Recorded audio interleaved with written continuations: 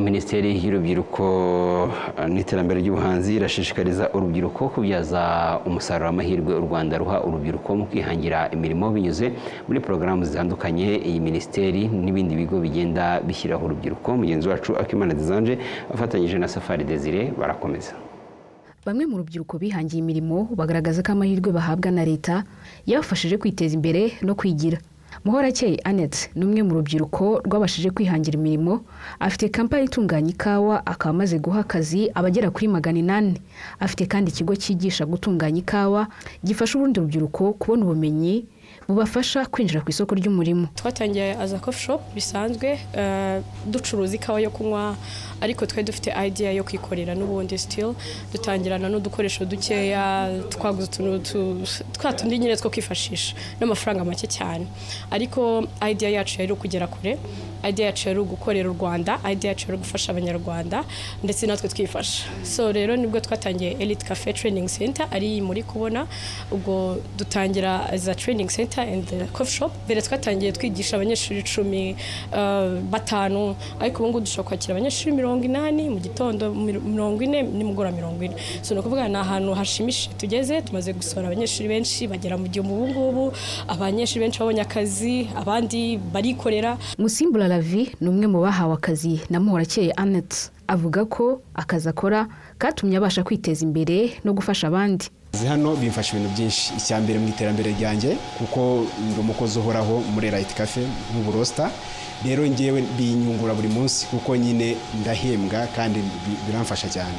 Si mu gutunganya ibikomoka ku buhinzi gusa urubyiruko rwihangiramo imirimo, kuko no mu bucuruzi hari benshi bamaze kwihangiramo imirimo. Mudacumura Rosette ni umwe muri bo. Cyo gutangira kampani nakoreraga muri kampani ikora ibintu bijyanye no kurwanya inkongi y'umuriro n'ubundi, hanyuma nza kugira igitekerezo cyo gushinga kampani ko nabonaga ko mu gihugu cy'u Rwanda ari kampani nkeya zikora ibijyanye n'ibyo na security hamwe no kurwanya inkongi y'umuriro. Niho hantu naje gukura igitekerezo cyo gutangira noneho ibyanjye ngashinga kampani.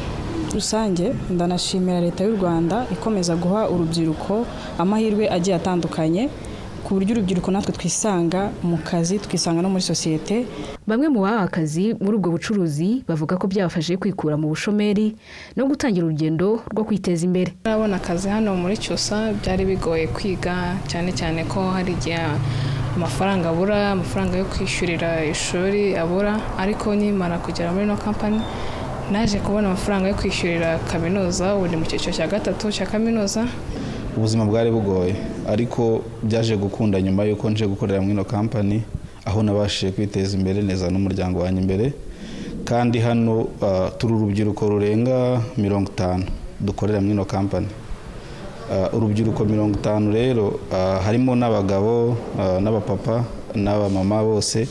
Abo bantu barimo hano bivuze ngo niba mbasha kwivuza nkabasha gutunga umuryango wanjye buri munsi mbikesheje no company byangiriye umumaro ukomeye. Minisitiri w'Urubyiruko n'Iterambere ry'Ubuhanzi Dr Utumatwishima Jean Paul Abdallah avuga ko hari amahirwe menshi yashyizweho agamije guteza imbere urubyiruko, kandi ko abadafite ubushobozi hagiye gushyirwaho ikigega kizabafasha by'umwihariko abafite imishinga mito. Dufite Aguka Youth Fund, ni ikigega tuzatangiza mu cyumweru gitaha. Nibura umujene ushangiye ufite business ntoye akifuza miliyoni 1, akifuza miliyoni 5, akifuza miliyoni 10, ajya kuri banki ya Sako no ku zindi banki bamuha amafaranga, leta imwishingire 90%, we yerekane ko yabona 10% ku nyungu y'amafaranga 9%. Ibyo twarabitangije, twasinye amasezerano na BRD, turabitangira icyumweru gitaha. No kugira ngo dukomeze dushakisha uburyo umujene w'umunyarwanda abasha gutangira yikorera, akanda yashaka amafaranga akayabona kandi akunguka nawe agatanga akazi. Imibare y'ikigo cy'igihugu cy'ibarurishamibare igaragaza ko muri Kanama 2025 abaturage bari ku kigero cy'imyaka yo gukora guhera kuri 16 kuzamura bari hafi 8,600,000. Muri bo abagera hafi kuri 5,000,000 bari bafite akazi. Dizange Akimana mu mujyi wa Kigali.